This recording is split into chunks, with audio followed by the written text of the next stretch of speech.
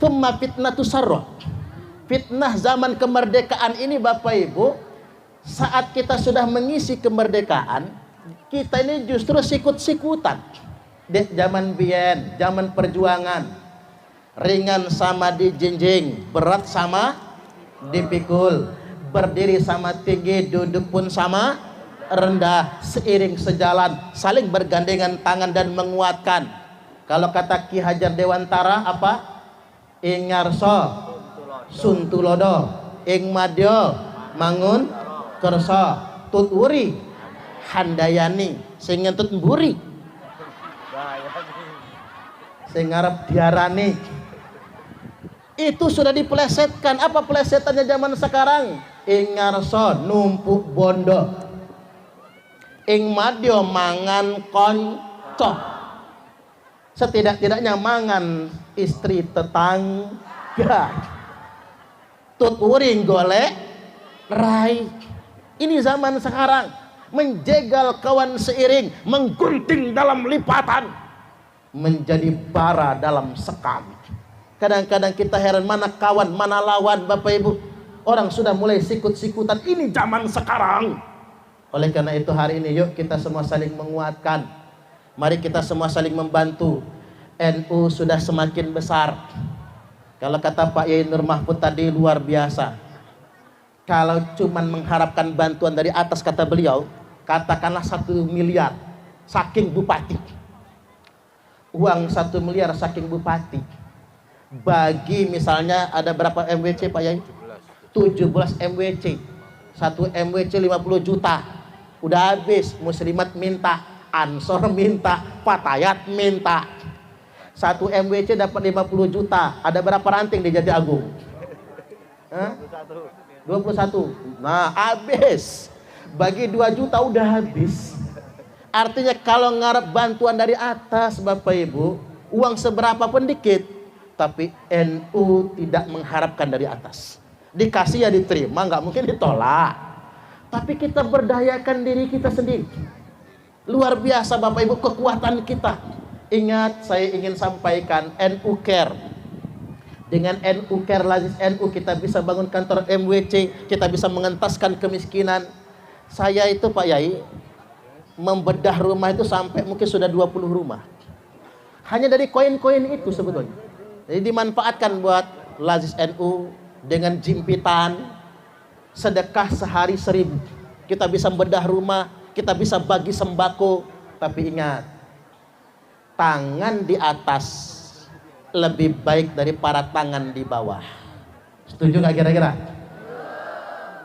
Karena kadang-kadang begini, orang Indonesia ini kan mentalnya mental miskin semua. Iya Pak ya?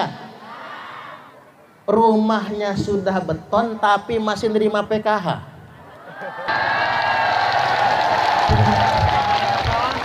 Mental miskin, itu mental miskin. Maunya nadah bukannya ngasih. HP mah Android, kemana-mana selfie. Kalau selfie pakai 2 jari, mulut sampai dipegang-pegang. Apalah ibu-ibu kalau foto begini. Udah bener bapak-bapak mantap. Nak mak-mak begini. Tahu artinya nggak? Jadikan aku yang kedua. Kan maunya dewe. Pakai 2 jari. HP Android, kemana-mana selfie, kondangan selfie, pengawasan selfie, jalan-jalan nang Karetan Karanganyar selfie, datang ke kantor gubernur kota baru selfie. Padahal itu tempat hantu sekarang, tempat hantu sama tempat orang pacaran. Jalan-jalan ke laut selfie, makan di restoran selfie. Dibilang melarat, marah, nggak dapat BLT, ngamuk. Ini di sana, kalau di sini pusatnya. Ini problem kita karena kita bermental miskin. Cobalah Bapak Ibu, mungkin 10-20 tahun yang lalu rumah masih gede geribik semua. Sekarang sudah mulai pada beton semua. Kadang-kadang orang ngarap BLT, ngarap bantuan, padahal seperti orang ngomong begini, enak zaman dulu daripada zaman sekarang. apalagi di buntut truk. Enak zaman kuto. Ya iyalah, nek zaman biyen Bu Nyai Pak Yai Izhar masih koncong. Zaman sekarang mau nenek-nenek kan gitu. Jadi balik lagi Bapak Ibu, nek zaman biyen saya masih ingat. Kampung saya itu kan suku Ogan. Nyebutnya kalau kepala dusun itu kepala suku. Yang punya TV di kampung saya cuman kepala suku. TV hitam putih. Pakai aki. Lagi seru-serunya nonton Ria Jenaka, plep mati. Akinya habis. Ngecil, plep mati kan. Sekarang semua rumah punya TV. LED TV, LCD TV, TV digital, smart TV. Pakai wifi lagi kan begitu, pakai internet. Kalau dulu yang punya motor di kampung saya cuma satu, ya kepala suku. Zaman sekarang semua orang punya motor, bahkan punya mobil, tapi masalahnya mentalnya miskin. Saya ingin sampaikan kalian jenengan ibu-ibu, walaupun kita nggak dapat BLT, walaupun kita nggak dapat bansos, kita nggak gagal dapat rezeki dari Allah. Cocok atau cocok? Gede bangke. Saya ngomong begini buat nolongin Pak Kades. Bantu Pak RT, Pak Kades, bantu. Kadang-kadang mesak nih Pak RT itu. Mana gaji gak seberapa. Cuman anggaran dana desa itulah ya. Pak Kades, apa kata tetangga-tetangga? Payah Pak Kades sekilit. Keluarganya kebagian semua, kita enggak. Yang kasihan istrinya Pak RT, nangis istrinya Pak RT. Udahlah Pak, berhenti aja jadi RT. Mana gaji gak seberapa kan gitu. Kata Pak RT, ndak apa-apa mak, ini khidmat untuk rakyat. Begitu bagi BLT berikutnya, saudara kita nggak usah dikasih. Begitu bagi BLT, saudara nggak ada yang kebagian. Apa kata saudara? Nggak guna punya saudara jadi RT. Yang lain kebagian, kita enggak. Serba salah Bapak Ibu, karena semua orang ngarep bantuan. Saya mau sumbang cerita. Ceritanya begini, dulu saya ini ngontrak 7 tahun. 3 kali diusir dari kontrakan. Kemana-mana numpak sepeda. Pertama kali saya ceramah ke Jatimulyo. Jatimulyo mana? Jatimulyo. Untuk Jatimulyo, tempat Kiai Jumadi. Itu kan numpak sepeda. Saya diejek sama Kiai Habib. Ustadz kok melarat ya? Kok cuman punya sepeda? Kan punya sepeda cuman saya. Sampai-sampai begini kata Pak Haji. Pak Haji, Pak Ustadz, beli motor. Ini tak kasih DP, jenengan tinggal nyicil. Kata saya, Pak Haji kebalik. Mestinya saya yang bayar DP, jenengan sing nyicil. Yang ngangsur jenengan. Kalau saya yang ngangsur takut nggak keangsur. Saya kan ngukur badan. Nggak mungkin sanggup nyicil motor, wong kontrakan saja nunggak. Ya sudah kata dia, kalau nggak mau duit DP-nya tak kantongin lagi, dikantongin. Tapi besok Senin saya ditelepon, Ustadz kesini. Kemana Pak Haji? Ke PT Tunas Dwi Pamatra. Dealer Honda. Nah, motor ini. Maka kesana betul kata Pak Haji, pilih tapi jangan yang mahal-mahal. Padahal saya ngeliat yang Supra X itu. Saya tanya sama sales motornya, kata saya, Mas ini yang paling murah mana? Ini yang paling murah, Fit X. Supra Fit udah habis itu. Generasi Fit X 2008. Harganya 10.500.000. Sekarang tak keramatkan di pondok. Cuman ada santri saya yang nakal banget. Nggak boleh keluar pakai motor, dia nyuri-nyuri. Bensin motornya sudah dikeringkan, diisi sendiri oleh dia pakai kantong plastik. Akhirnya nabrak anak kecil di Karanganyar. Sebel banget saya itu. Itu motor itu tak taruh di pondok buat kenang-kenangan. Mah dipakai sama dia, nabrak anak orang. Saya yang pening kan akhirnya. Jadi balik lagi Bapak Ibu, punya Fit X itu sejarahnya saya dikasih. Karena kasihan ngajar-ngajar numpak sepeda. Kata salesnya, Pak Ustadz alamat rumahnya di mana? Motor mau kami antar. Kata saya, nggak usah diantar, tak tumpai sendiri. Mana kunci, mana jaket, mana helm. Dikasih semua, keluar jalan Raden Intan, depan Gramedia itu, dealer Toyota, dealer Honda, jalan Raden Intan. Begitu numpak motor, subhanallah, saya merasa menjadi orang yang paling kaya di muka bumi ini. Terserah orang punya Fortuner, terserah orang punya Innova, yang penting saya punya Fitch X. Itulah rasanya kaya. Karena kaya itu bukan soal harta, tapi kaya itu soal rasa. Betapa banyak orang yang kaya harta tapi miskin harta, tapi miskin rasa.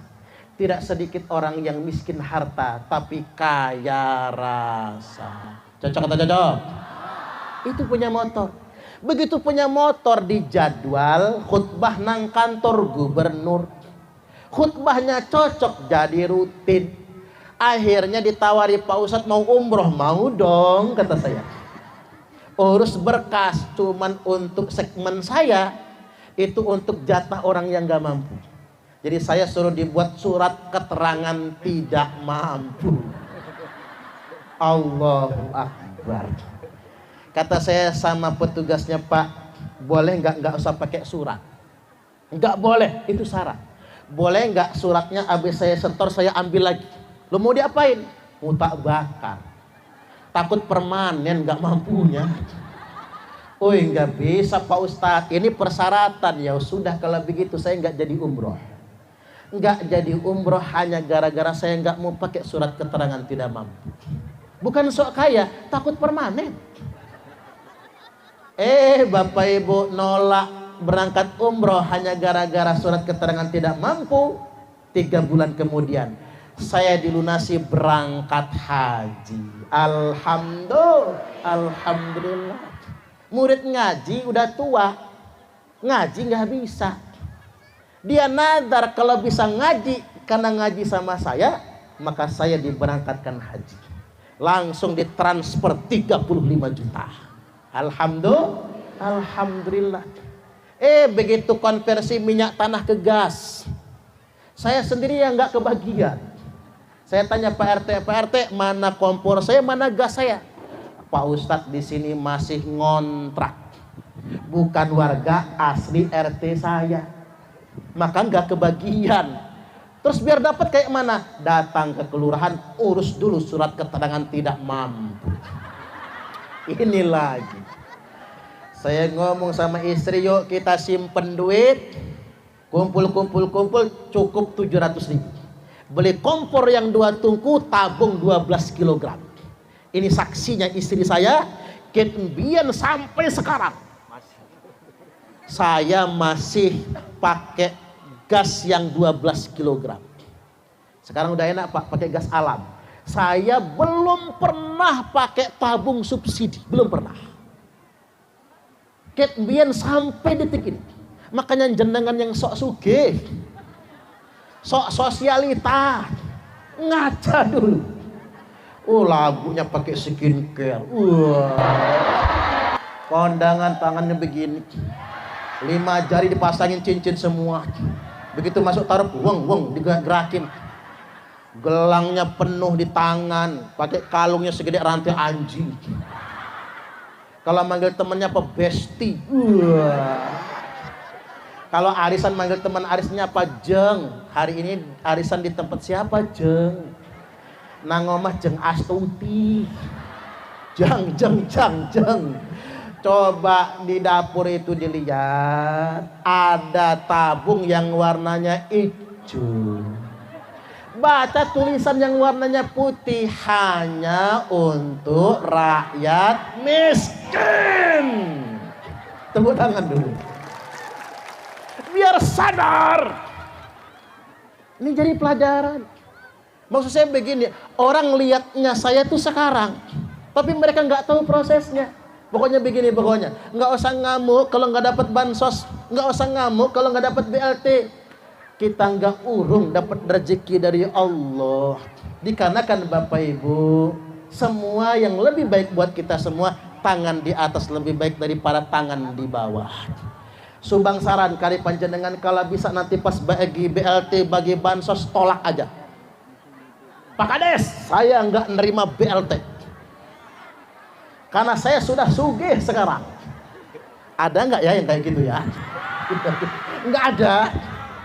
Saya nggak nerima bansos. Kasih saja sama yang nggak mampu. Saya sudah mampu sekarang. Ini baru keren. Tangan di atas lebih baik daripada tangan di bawah.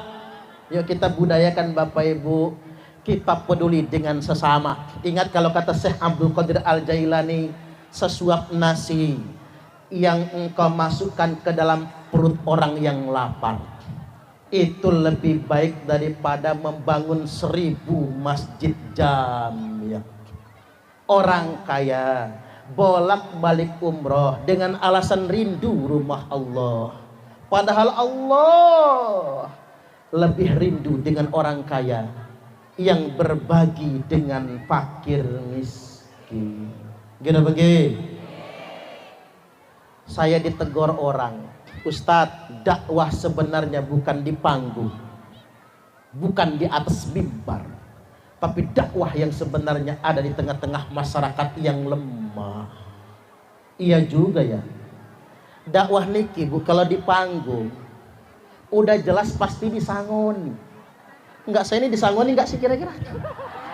Kira-kira aja ini. Udah jelas pasti disangoni. Kalau panitia lupa pasti ditransfer. Kalau transfer kurang sopan, Kiai Sahal pasti main ke rumah. Kan begitu. Kalau dakwah itu di mimbar, nang Bandar Lampung khutbah Jumat disangoni sekarang. Kalau Masjid Jami 500.000 sekali khutbah. Kalau sebulan 4 kali khutbah 2 juta kalah gaji honorer. Gaji guru PAUD apalagi kalah. Cukup khutbah 4 kali.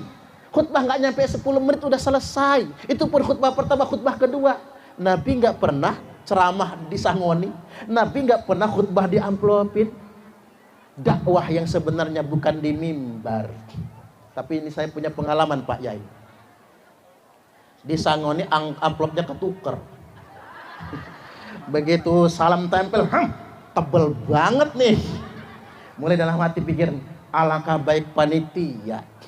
Saya kok dikasih tebel banget. Adalah 1 jari tebelnya itu. Kantongin.